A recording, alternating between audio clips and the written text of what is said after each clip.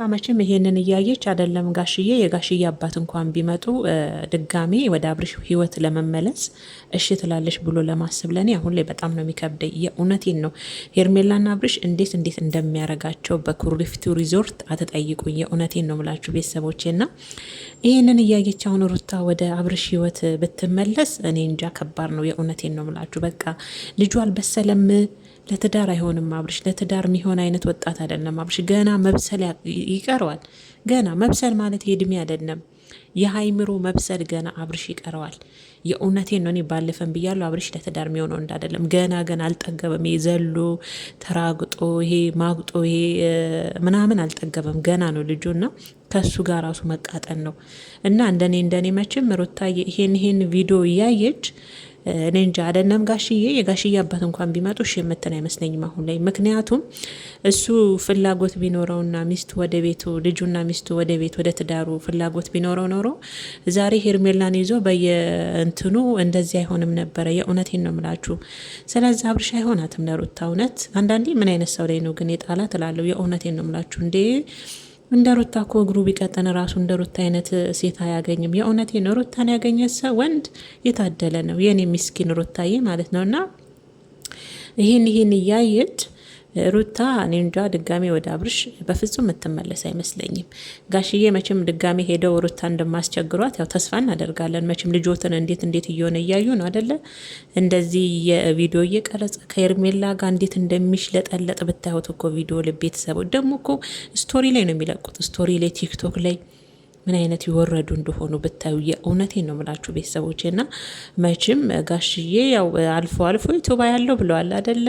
ሰውም ሊያሳዩት ይችላል መቼም ይሄን የልጆትን መረን እያዩ መቼም ድጋሜ ሩታ ጋር ሄደው ሩታን አስቸግሯትም እንዴ? ሁሉም እየሄደ አቅሙንም ጉልበቱንም ሩታ ጋር ነው የሚያሳየው። ልጁ ግን ምን እየሰራ ነው? ምን እያደረገ ነው? ትዳሩን የሚፈልግ አይነት ልጅ ነው ወይ ብለው አይጠይቁም። ቅድሚያ እሷ ጋር ሄዱ እሷን ያስጨንቋታል። እሷን ቢማለት ስለማትችል ሩታን እንዳያቸዋ ሰው ታከብራለች። የእውነቴን ነው ምላችሁ። አልፎ መጥቶ ግን መስመር የሚስተውንም ያው በዛው ልክ መስመራቸውን ታስይዛለች። እንደ አብርሽ አሉ ባለጌ ጓደኞቹን ለነሱ እንጂ አሁን እንደ ጋሽ ያሉ ሰዎች ሲመጡ ሩታ ትሸነፋለች። እና መጀመሪያ እሷ ጋር ከመሄድ በፊት አብርሽ ምን እየሰራ ነው? ይሄ ልጅ ምን እያደረገ ነው? እቺ ልጅ መጎዳት አለባት ወይ ብሎ እሷን ሄዶ ከመለመን ከመጠየቅ በፊት ልጃቸው ማየት አለባቸው ጋሼ ብዬ ነው ማስበው። የእውነቴን ነው ምላችሁ። እንዴት እንደሚሆን እኮ ከኋላ ተለጥፎ ምናምን የእውነት ደግሞ ስቶሪ ላይ ነው የሚያስቀምጠው ራሱ ስቶሪ ላይ። የሚገርማችሁ ነገር እሷ የቀረጸችው ቪዲዮ እሱ ስቶሪ ላይ ነው የሚቀመጠው። ታዲያ እንደዚህ አይነት ወንድ ለሚስቱ ክብር አለው ብላችሁ ታስባላችሁ? አብርሻውን ለሚስቱ ክብር አለው፣ ይወዳታል፣ ያከብራታል ብሎ ለማሰብ አይከብድም? ይከብዳል። የእውነት ይከብዳል።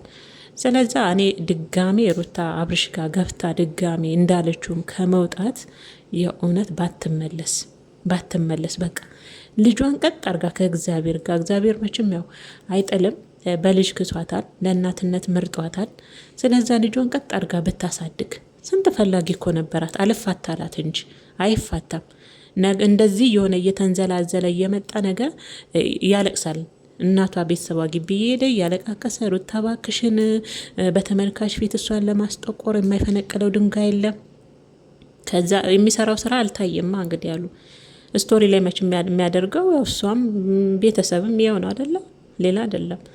ስለዛ አብርሽ አይሆናትም። የእውነት እንደ ቢፋታት ብትፈታው የእውነት ቢፋቱ የሴጣን ሀሳብ ነው። ግን ስለማይሆናት በቃ አንዳንዴ እኮ የማይሆን ነገር ላይ ትዳራችሁ ላይ የማይሆን ነገር ከሆነ ብላችሁ መፍትሄው መፋታት ነው። ሰላም አለው። በቃ የራሷን ህይወት ትጀምራለች። ቀብረር ብላ ልጇን ከእግዚአብሔር ጋር ታሳድጋለች። ምን ትሆናለች? እስካሁንስ ያለሱ አይደል እንዴ የኖረችው?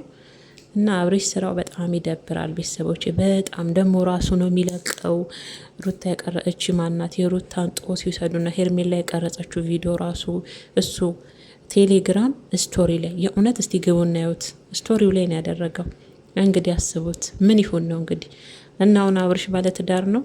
ትዳሩን የሚፈልግ አይነት ወንድ ነው። ጨዋ ወንድ ነው። ጨዋ ወንድ እኮ እንደዚህ አይነት ድርጊት አያደርግም። እንደዚህ አይነት ነውር አሳፋሪ ድርጊት አያደርግም። እና ብቻ ለማንኛውም እንደኔ ሀሳብ ሩታ ወደ አብርሽ ህይወት በፍጹም መመለስ የለባትም ለማንም እሺ ብላ። ምክንያቱም የሚሰራው ስራ ግልጽ ስለሆነ